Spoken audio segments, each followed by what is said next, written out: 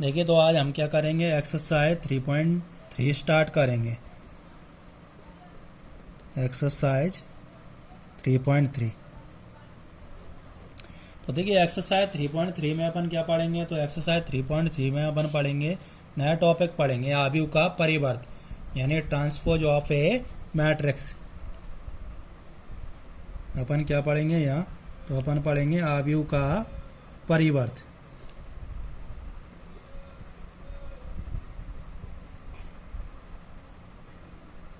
यानी transpose of A matrix.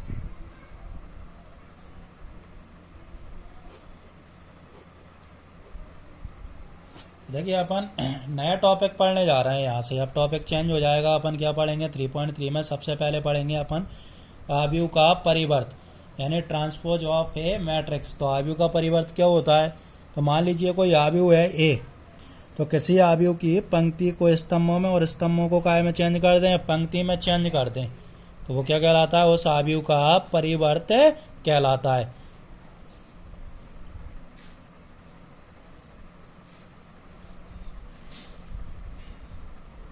तो देखिए इसकी परिभाषा क्या होगी, किसी आव्यूह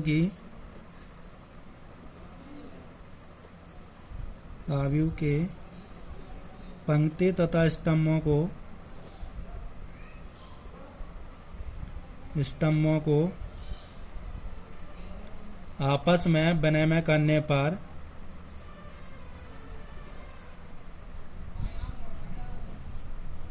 विनिमय यानी बदलने पर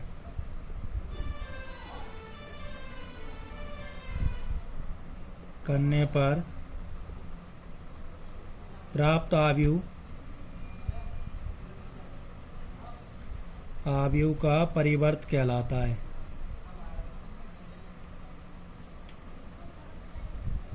परिवर्त कहलाता है।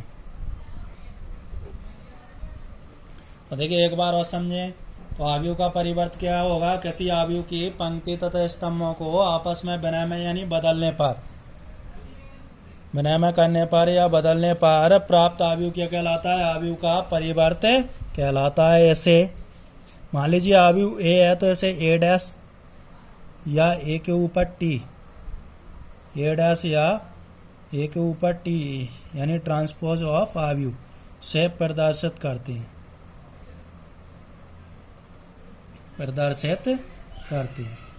तो एक बार और रिपीट करें, किसी आव्यूह के पंक्ति और तथा स्तंभ को आपस में विनिमय करने पर प्राप्त आव्यूह क्या कहलाता है, आव्यूह का परिवर्त कहलाता है। ऐसे कैसे, ए डैश या ए टी की पावर टी से प्रदर्शित करते हैं। जैसे फॉर एग्जाम्पल मान लीजिए मैंने ये आव्यूह ले लिया, ए बराबर कोई सा भी आव्यूह ले लिया, जैसे 1 2 3 4 5 6 ये ले लिया, तब ए डैश बराबर, तो ए डैश में अपन क्या करेंगे, पंक्ति को स्तंभ में रूप में लिख दो या स्तंभ को पंक्ति रूप में। तो ये पंक्ति है 1 2 3, तो इसको स्तंभ में चेंज करेंगे तो ये 1 2 3।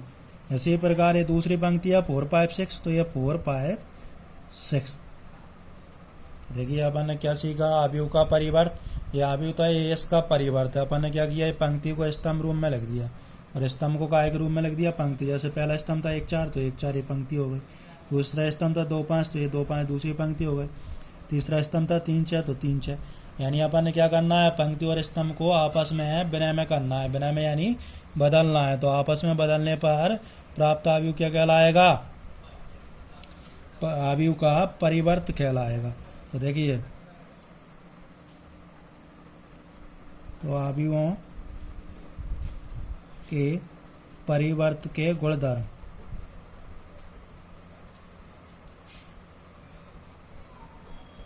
तो देखिए आव्यूहों के परिवर्त के कुछ गुणधर्म होते हैं, इंपोर्टेंट हैं, याद रखना है। पहला, ए डैश का ऑल डैश बराबर कितना आएगा, ए, यानी किसी आव्यूह के परिवर्त का अपन दोबारा से क्या निकालें, परिवर्त, तो कितना आएगा, आव्यूह प्राप्त होगा। इसके बाद दूसरा है ए प्लस बी का ऑल डैश, दो आव्यूहों के योग का परिवर्त उनके अलग अलग परिवर्त के योग के बराबर होता है। इसके बाद तीसरा के ए का ऑल डैश बराबर के ए डैश। के क्या है, एक अदिश राशि है। इसके बाद चौथा, ये इम्पोर्टेंट है, इसमें रिवर्स चलता है मल्टीप्लाई में। ए बी का ऑल डैश बराबर उल्टा होगा B dash into A dash. A B का ऑल डैश बराबर क्या होगा, B dash into A dash. तो ये आपको याद रखना है। इसके बाद अपन अब और इम्पोर्टेंट, दो इम्पोर्टेंट आव्यूह और हैं, उनको पढ़ने जा रहे हैं, ध्यान से समझना। तो अपन पढ़ेंगे सम्मित आव्यूह। तो कौन सा आव्यूह पढ़ने जा रहे हैं, सम्मित आव्यूह। तो सम्मित आव्यूह क्या होता है, सम्मित आव्यूह समझ लें। तो सम्मित आव्यूह यानी मान लीजिए कोई आव्यूह ए सम्मित कहलाएगा कब, जब इसका परिवर्त इसके बराबर हो। आव्यूह ए सम्मित आव्यूह कहलाता है यदि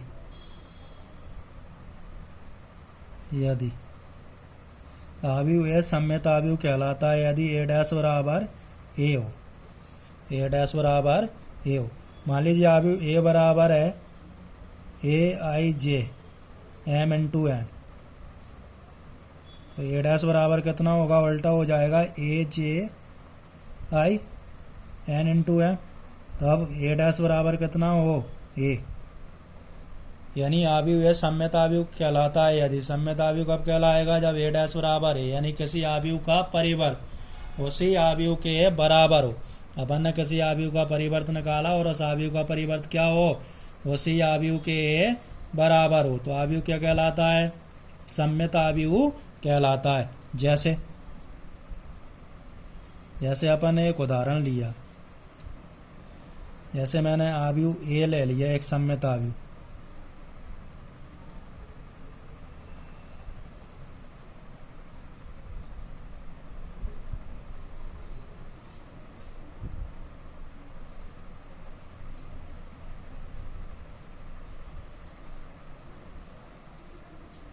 फाइव टू थ्री, 2 1 -1 3 -1 6। इसमें ए क्या है, सम्मित आव्यूह है। सम्मित आव्यूह है। सम्मित आव्यूह क्यों है, क्योंकि इसमें आप ए डैश निकालेंगे। अगर ए डैश निकालेंगे अपन पंक्तियों के स्तंभ में चेंज करेंगे। जैसे अपन ए डैश निकाला, तो ए डैश निकालेंगे तो पंक्तियों के स्तंभ में चेंज करेंगे। तो ये 5 2 3 है, तो इसको मैंने ऐसे लिख दिया, ये 5 2 3। दूसरी पंक्ति क्या है, 2 1 -1, तो ये 2 1 -1 दूसरे स्तंभ के रूप में लिख दी। तीसरी पंक्ति 3 -1 6 है, तो ये 3 -1 6। तब तो इसमें आप देखें ए डैश और ए कैसे हैं, बराबर है। ए डैश किसके बराबर है, ए के बराबर। देखो ये 5 2 3 5 2 3, 2 1 -1 2 1 -1 3 -1 6। अब एक इसमें एक गुण और आपको ध्यान रखना है, इम्पोर्टेंट गुणधर्म है। मैं नीचे लिख देता हूँ इसमें। तो इम्पोर्टेंट गुणधर्म क्या है, आपने क्या नोटिस किया, ये इसका मुख्य विकर्ण है, ये इसका मुख्य विकर्ण है। इम्पोर्टेंट गुणधर्म है ये ओटी के लिए। आप ओटी डायरेक्ट सॉल्व कर सकते हैं अगर ये ध्यान रखेंगे तो। देखिए ये इसका मुख्य विकर्ण है, तो मुख्य विकर्ण से समान दूरी पर स्थित अवयव कैसे होते हैं, समान होते हैं। यानी सम्मित आव्यूह में क्या होता है, सम्मित आव्यूह में इसके मुख्य विकर्ण से समान दूरी पर स्थित अवयव कैसे होते हैं, समान। देखो ये मुख्य विकर्ण है, तो इससे समान दूरी पर ये नीचे कितना है 2, तो ऊपर भी कितना होगा 2। ये नीचे कितना है 1 के 3, तो ऊपर भी कितना है 3। ये कितना है -1, तो ऊपर भी कितना है -1। यानी अपन क्या समझे, सम्मित आव्यूह का इम्पोर्टेंट गुणधर्म क्या है, तो सम्मित आव्यूह का इम्पोर्टेंट गुणधर्म है इसके मुख्य विकर्ण से समान दूरी पर स्थित अवयव कैसे होते हैं, समान। तो सम्मित आव्यूह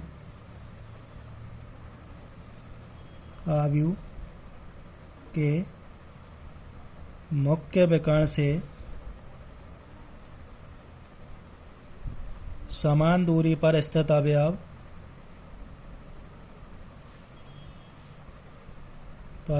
अवयव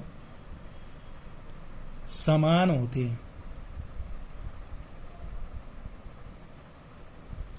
तो ये तो इसका गुणधर्म हो गया। अब इसके बाद अपन आएंगे विषम सम्मित आव्यूह। अभी अपन ने कौन सा अवयव पढ़ा? सम्मित अवयव। अब देखिए अपन अगले प्रकार के अवयव पर आए तो विषम सम्मित अवयव।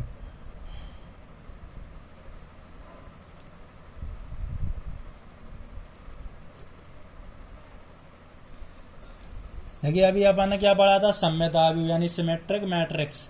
अब क्या पढ़ रहे हैं अपन? विषम सम्मित अवयव यानी न्यू सिमेट्रिक मैट्रिक्स। तो देखिए विषम सम्मित अवयव क्या होता है? विषम सम्मित अवयव तो अवयव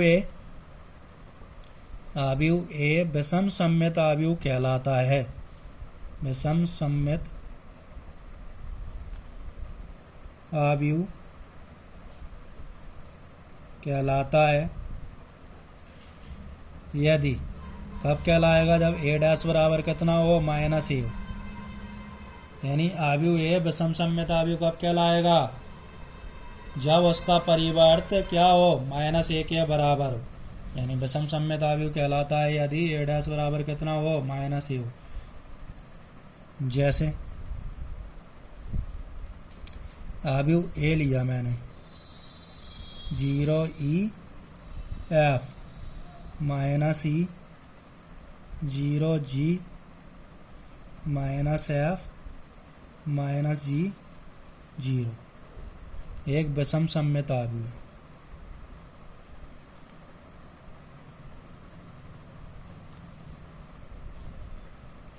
ये क्या है? एक विषम सम्मित अवयव। विषम सम्मित अवयव क्यों है? इसमें आप देखें तो देखिए अगर आप इसका ए डैश निकालोगे तो क्या आएगा? माइनस ए के बराबर आएगा। अपन देखें इसके गुण समझ लें। दो इंपॉर्टेंट गुण है। एक गुण क्या है? इसके मुख्य विकर्ण के सभी अवयव क्या होते हैं? शून्य। इसका मुख्य विकर्ण है तो मुख्य विकर्ण के सभी अवयव क्या होते हैं? शून्य। इसके मुख्य विकर्ण के सभी अवयव कैसे होते हैं? शून्य। इसके बाद दूसरा गुणधर्म क्या है? इसके मुख्य विकर्ण से समान दूरी पर स्थित अवयव समान तथा विपरीत चिन्ह के होते हैं। देखो ये माइनस ही है तो ऊपर प्लस का ही है। ये नीचे कितना है? माइनस एफ तो ऊपर कितना है? ये प्लस एफ। नीचे कितना है? माइनस जी तो ऊपर कितना है? प्लस जी। यानी इसके मुख्य विकर्ण से समान दूरी पर स्थित अवयव क्या होते हैं? समान तथा विपरीत चिन्ह के होते हैं। तो इसके गुणधर्म क्या है? तो इस अवयव के मुख्य विकर्ण के सभी अवयव शून्य होते हैं।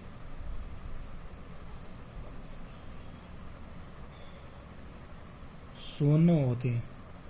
यानी इस अवयव के मुख्य विकर्ण के सभी अवयव शून्य होते हैं तथा मुख्य विकर्ण से समान दूरी पर स्थित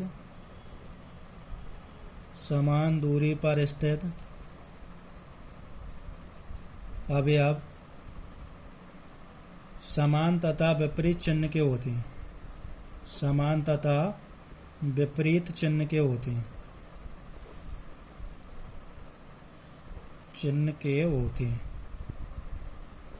समान तथा विपरीत चिन्ह के होते हैं।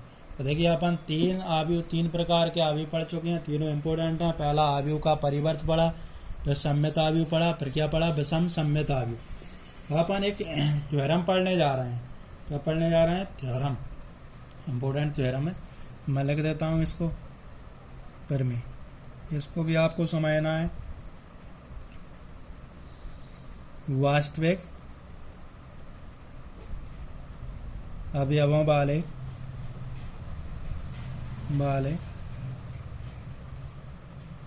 किसी वर्ग अवयव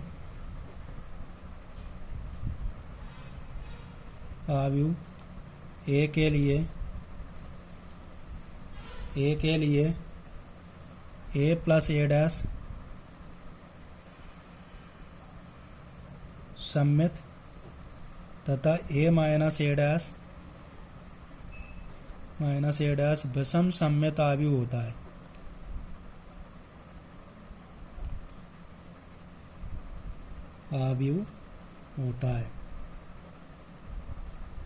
तो देखिए एक बार और समझे अपन ने क्या प्रूफ करना है। अपन ने प्रूफ करना है यानी अगर कोई अवयव ए है तो ए प्लस ए डैश क्या होगा? सम्मित अवयव होगा तथा ए माइनस ए डैश हमेशा क्या होगा? एक विषम सम्मित अवयव होगा।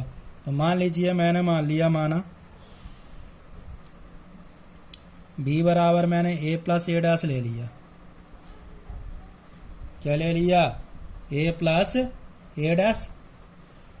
बी बराबर ए प्लस ए डैश ले लिया। अब आव्यूह बी सम्मित आव्यूह कब होगा? जब बी डैश बराबर कितना है? बी। तो अपन इसका बी डैश निकालना है। तो बी डैश बराबर कितना आएगा? ए प्लस ए डैश का होल डैश। अब मैं इधर गुणधर्मी लिखता चलूंगा, चूंकि ए प्लस बी का होल डैश बराबर कितना होता है? ए डैश प्लस बी डैश। दो आव्यूहों के योग का परिवर्त क्या होता है? उनके अलग अलग परिवर्तों के योग के बराबर होता है। तो इधर तो ये बी डैश ऐसा कैसा रहेगा? इधर देखें तो जो हो जाएगा ए डैश प्लस ए डैश का होल डैश। अब चूंकि यहाँ एक और नियम लगाएंगे, ए डैश का होल डैश बराबर कितना होता है? ए। जो हो जाएगा बी डैश बराबर ए डैश प्लस ए। अब चूंकि यहाँ एक और नियम लगाएंगे, ए प्लस बी बराबर कितना होता है? बी प्लस ए। आव्यूह योग के लिए क्या होता है? क्रमबद्ध नियम का पालन करता है। तो इसी प्रकार तो बी डैश बराबर, इसको अपन कितना लिख सकते हैं? ए प्लस ए डैश। तो ए प्लस ए डैश किसकी वैल्यू है? ए, बी की। तो बी डैश बराबर कितना आ गया? बी। बी डैश बराबर कितना आ गया? बी। तो अतः ए प्लस ए डैश क्या है? ए प्लस ए डैश एक सम्मित आव्यूह है। आव्यूह। तो ये तो अपन ने ए प्लस ए डैश हमेशा क्या होगा? एक सम्मित आव्यूह होगा। अपन ने क्या प्रूव करना है? ए माइनस ए डैश क्या होगा? एक विषम सम्मित आव्यूह होगा। तो ए माइनस ए डैश लेंगे। तो दोबारा से मान लीजिए अपन ने सी बराबर ले लिया ए माइनस बी, ए माइनस ए डैश। कितना ले लिया? ए माइनस ए डैश। तब सी डैश बराबर कितना हो जाएगा? ए माइनस ए डैश का होल डैश। तो यहाँ यही नियम लगेंगे, चूंकि ए प्लस बी का होल डैश बराबर कितना होता है? ए डैश प्लस बी डैश। तो ये हो जाएगा सी डैश बराबर कितना? ए डैश माइनस ए डैश का होल डैश। तो यहाँ नियम लगेगा ए डैश का होल डैश बराबर कितना होता है? ए। तो ये हो जाएगा सी डैश बराबर ए डैश माइनस ए। कितना हो जाएगा? ए डैश माइनस ए। अब आव्यूह के अंतर के लिए क्रमबद्ध नियम, इसमें से माइनस साइन कॉमन लें तो सी डैश बराबर कितना आएगा? माइनस ए डैश। यानी जो कितना जाएगा? सी डैश बराबर कितना आएगा? माइनस सी। तो देखो किसी आव्यूह का परिवर्त उस आव्यूह के प्रतिलोम के बराबर आ रहा है। तो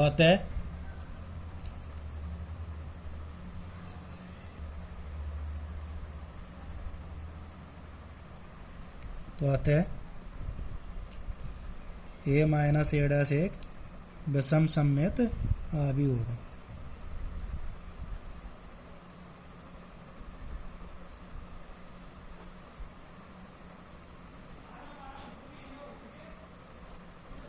तो अपन क्या समझे? ये थ्योरम अपन ने प्रूव की। अब किसी वर्ग आव्यूह को सम्मित तथा विषम सम्मित आव्यूह के योग के रूप में व्यक्त करना हो तो अपन कैसे व्यक्त करेंगे? किसी आव्यूह को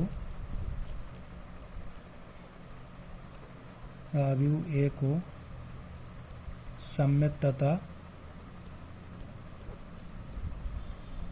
विषम सम्मित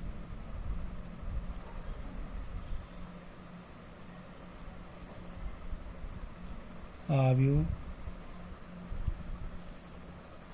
के योग के रूप में व्यक्त करना। तो देखिए, जब अपन किसी आव्यूह ए को सम्मित तथा विषम सम्मित आव्यूह के योग के रूप में व्यक्त करना चाहें तो इसको अपन ए बराबर इस प्रकार से लिख सकते हैं 1/2 ए प्लस ए डैश। ये तो सम्मित आव्यूह हो गया ए प्लस ए डैश, और 1/2 ये कितना हो गया? ए माइनस ए डैश। जब अपन ने किसी आव्यूह को सम्मित तथा विषम सम्मित आव्यूह के योग के रूप में व्यक्त करना हो तो अपन इसका उपयोग करेंगे। ये तो सम्मित आव्यूह हो गया, ये क्या हो गया? विषम सम्मित। सम्मित और विषम सम्मित आव्यूह के योग के रूप में लिख दिया। ये अपन ने 1/2 क्यों लिखा है? क्योंकि यहाँ ए और ए कितना आएगा? 2 है, तो 2 से 2 कैंसिल हो जाएगा, वही कितना जाएगा? आव्यूह ए जाएगा। अब इसके बाद अपन आए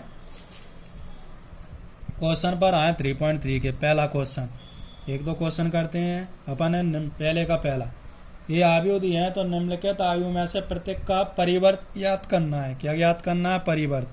तो मान लीजिए अपन ने आयु ए ले लिया पहला, इसको ए मान लिया आयु ए। कितना दिया है? 5 1/2 और -1। तब परिवर्त कितना हो जाएगा? परिवर्त, तो परिवर्त ए डैश बराबर, तो अपन क्या करेंगे? पंक्ति को स्तंभ में चेंज करेंगे। तो ये स्तंभ में, तो इसको काय में रूप में लग दें पंक्ति, तो 5 1/2 -1। इसी प्रकार इसका तीसरा क्वेश्चन करवाएं। दूसरा आप लोग देखना, तीसरा क्वेश्चन है, माना ए ले लिया अपन ने, ए बराबर -1 5 6 √3 5 6 2 3 -1। अब इसका अपन ने परिवर्त आयु ज्ञात करना है। तो इसका परिवर्त आयु ज्ञात करने के लिए अपन क्या करें? तो ए डैश ज्ञात करेंगे। तो ए डैश बराबर परिवर्त, तो देखिए पंक्तियों को अपन स्तंभ रूप में लगना है। ये पहली पंक्ति है -1 5 6, तो ये -1 5 6, इसको स्तंभ रूप में लग दिया। दूसरी पंक्ति कितनी है? √3 5 6, तो ये √3 5 6 इसे दूसरे स्तंभ के रूप में लग दिया। तीसरी पंक्ति कितनी है? 2 3 -1, तो इसको तीसरे स्तंभ के रूप में लग दिया 2 3 -1। तो ये इसका आंसर रहेगा। तो आज के लिए इतना ही रहेगा, फिर अपन कल पढ़ेंगे।